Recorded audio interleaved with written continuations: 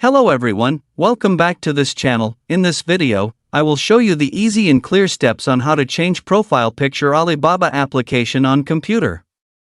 So how to change profile picture Alibaba application on computer? Make sure you keep watching this video until the end. Let's get started right away.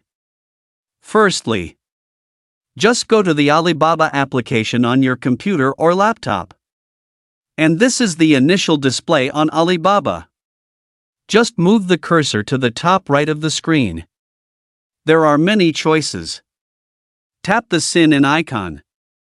Here a scrolling menu will appear like this. And then tap the account menu. A menu like this will appear. Tap upload photo next to the profile picture here.